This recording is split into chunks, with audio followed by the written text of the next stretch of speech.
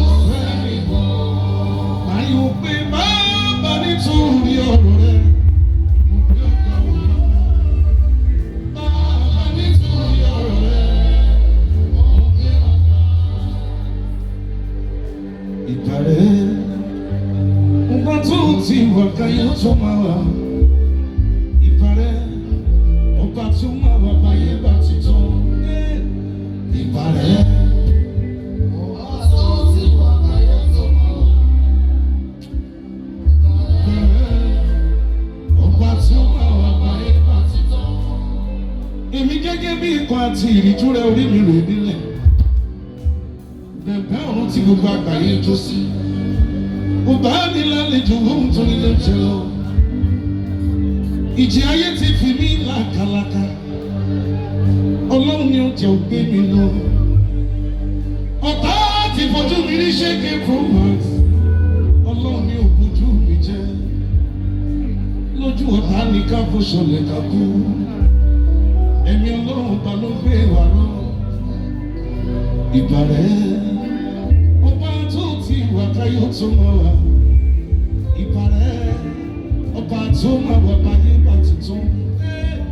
Ìbà rẹ̀, ọba tó ti wà káyọ̀ tó mọ́ wa.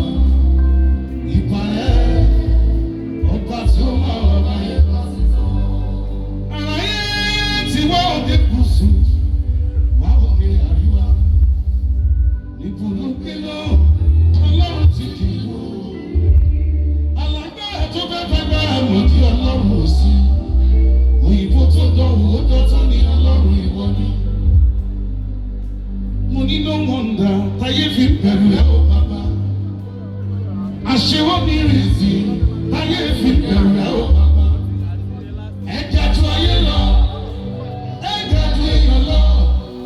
Ẹ̀túnbi lọ́pọ̀lọpọ̀, títóbi kò láfiwé. No wonder táyé fi bẹ̀rù ẹ̀ ó bàbá. Ọ̀nà táyé ń gbà tó jẹ́ nira o, làwọn ọmọ Ọlọ́run gbà tó dẹjà síre.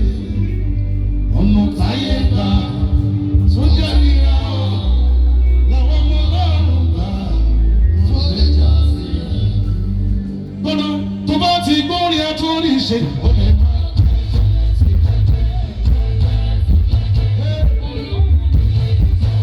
All the youth in the building, make some noise.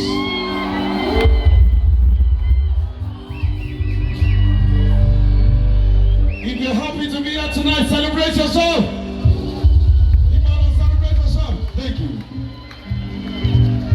Omi òní máa lè fún máa nípa o. Mo ṣe tí mo rọ́wọ́ rẹ̀ lálẹ́ mi. Ó yẹ, ó ṣe o. Ó ṣe o. Ó ṣe o.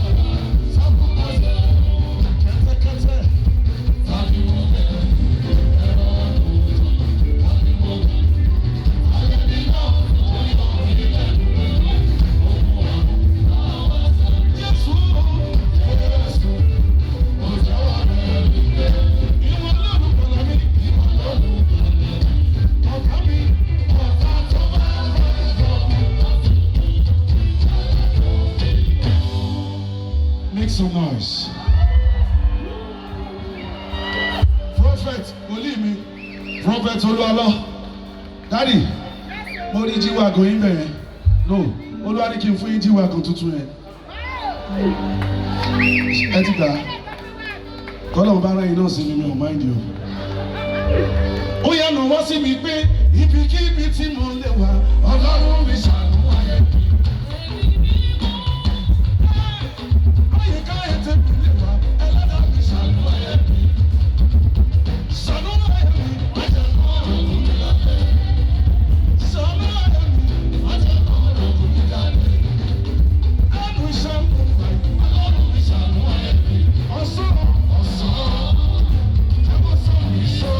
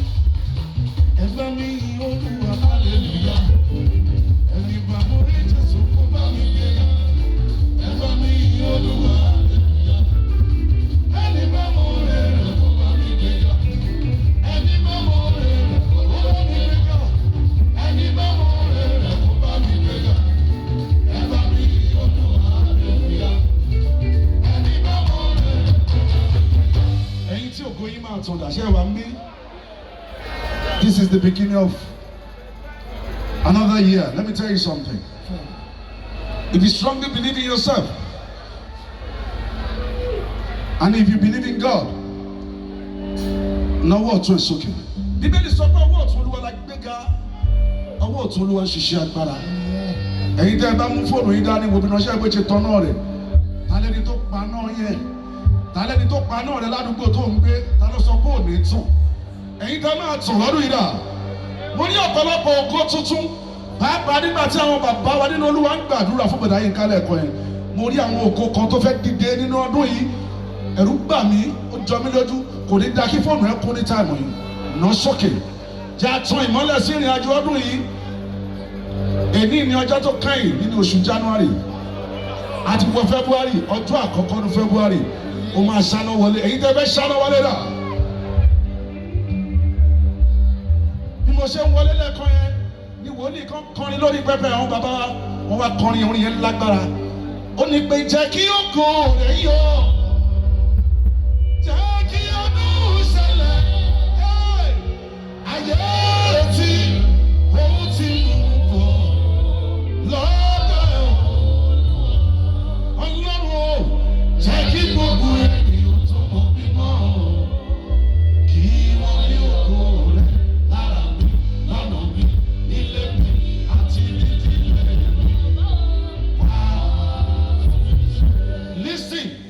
wà lẹ́nu àwọn wòlíì bẹ́ẹ̀ ni ògo sì wà lórílẹ̀-èdè tí o ti sẹ́ni tó ti bù ú dání báyìí ẹ̀yin ológun ẹ̀ nà sókè dáadáa bí Ọlọ́run bá ti ń lò mí láti 1999 tí mo ti ṣe rẹ́kọ̀dù àkọ́kọ́ for the past 26 years tí ẹ ṣì ní orí ọ̀fẹ́ láti máa gbóhùn mi dèrè mo máa kọrin yìí mo dẹ̀ fẹ́ kó máa mú lọlé so ti nà sókè dáadáa dúró dáadáa.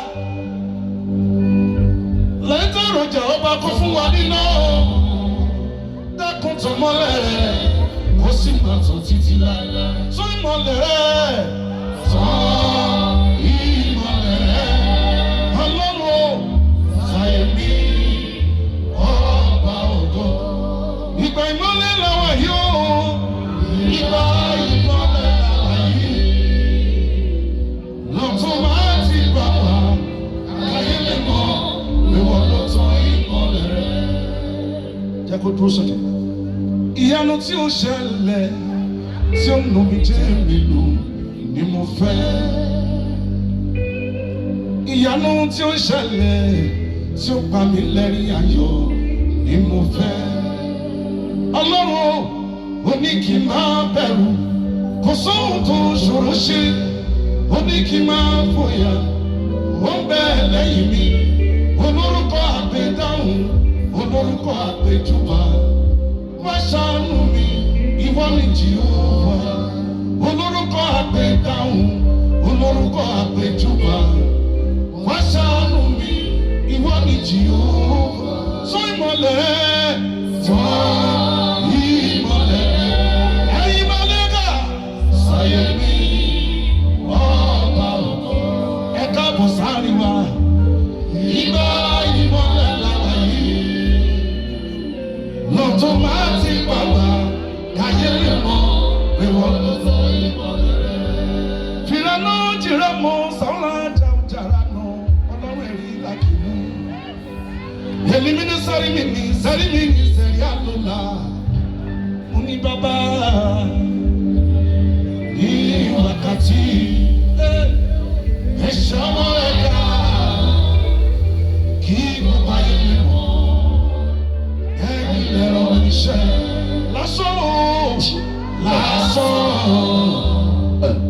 láàyè mi gbé òkun wákàtí náà dé tayé wá rí lábẹ́ agbára mi mọ́ Jésù.